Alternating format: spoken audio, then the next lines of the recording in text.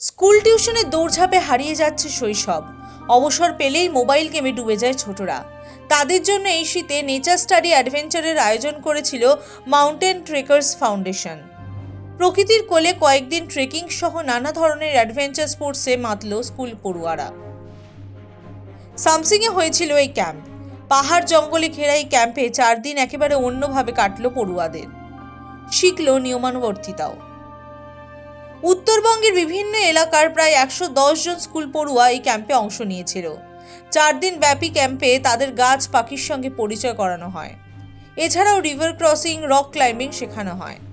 এই ক্যাম্প পরিচালনা করেন একাধিক সার্ভাইভাল এক্সপার্ট। আজকে আমাদের 9th অ্যানুয়াল অ্যাডভেঞ্চার কাম নেচার স্টাডি ক্যাম্প শুরু হচ্ছে। এর আগে আমরা 8টা ক্যাম্প করে এসেছি, এটা নিয়ে আমাদের 9 নম্বর হচ্ছে। সারা বছরই আমরা প্রোগ্রাম করে থাকি। এইটা আমাদের ডিসেম্বরের শেষে আমাদের একটা অ্যানুয়াল প্রোগ্রাম হয়ে থাকে 4 দিনে। এখানে নানা রকম আমাদের বন্য প্রাণীদের সাথে পরিচয় করিয়ে দিই।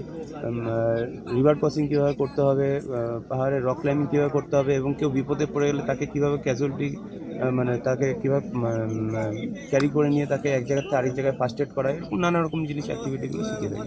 এটা হচ্ছে মালবাজার মাউন্টেন ট্রেকার্স ফাউন্ডেশনের তরফ থেকে হচ্ছে। আমাদের টোটাল সব কিছু মিলিয়ে আমাদের আছে হচ্ছে 110 জন আছে ক্যাম্পে। ক্যাম্পার্স আছে আমাদের 65।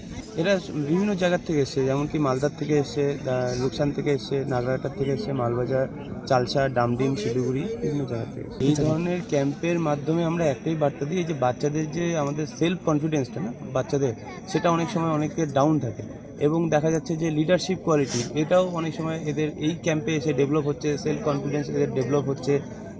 তারপর হচ্ছে এরা টিম ওয়ার্কটা করতে পারছে। এবং এখন কি হচ্ছে, বাচ্চারা সবাই মোবাইলের উপরে একদম ঝুঁকে যাচ্ছে এবং সবাই একা একা থাকতে ভালোবাসে।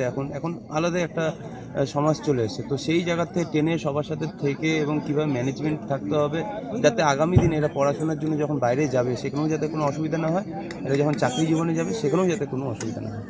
শিলিগুড়ি থেকে নিবেদিতা দাসের রিপোর্ট, দ্য ওয়াল।